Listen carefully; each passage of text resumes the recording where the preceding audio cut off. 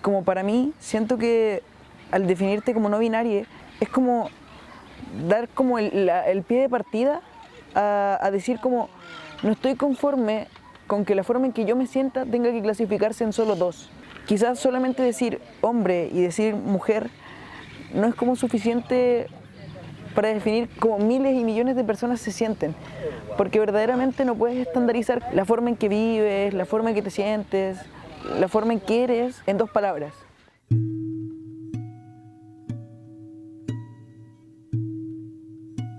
Séptimo, octavo básico quizás,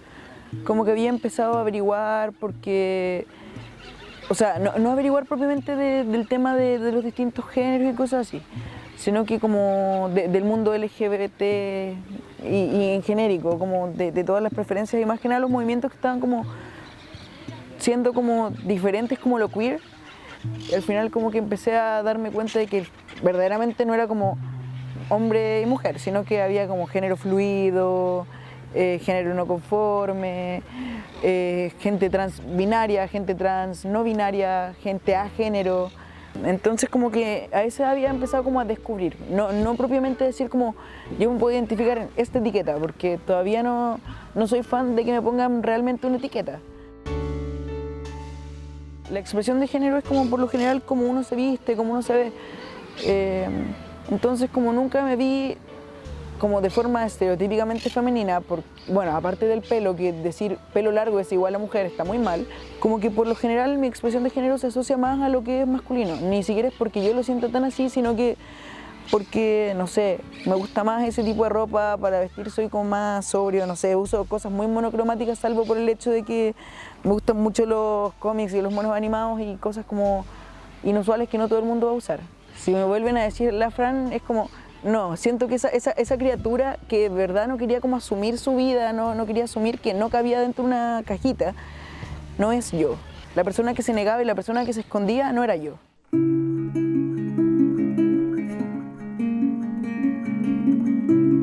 Estoy estudiando antropología en la Universidad de Chile. Desde muy pequeña quería estudiar en esa universidad y efectivamente sí ha resultado bien. La gente por lo general no te pregunta, oye, ¿de qué género eres? O sea, claro, mis compañeros en su momento preguntaron porque igual mi apariencia antes de empezar como la transición, que fue como a principio de año, era como más rechonchita, menos como definida por los pinchazos que tengo que recibir cada mes, pero es raro que lleguen y te pregunten como, hola, ¿con qué pronombres te trato? Pero igual se hizo y eso me agradó mucho. Siento que es una cosa muy humana querer siempre ir por donde es seguro, tratar de ir por el camino por el que otro ya transitó, tratar de pisar como las huellas que otro ya pisó. Y por lo general, la gente no binaria, la gente que no se puede meter en las huellas de otro para poder definirse, o que no es que no pueda, es que no quiere, que no se siente bien haciéndolo, toma como caminos muy distintos, caminos que son más peligrosos, caminos donde te arriesgas, no por desmerecer a nadie,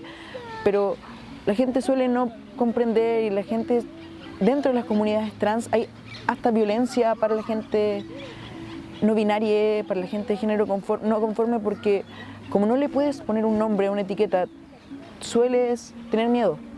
como que la gente suele tener miedo a lo desconocido.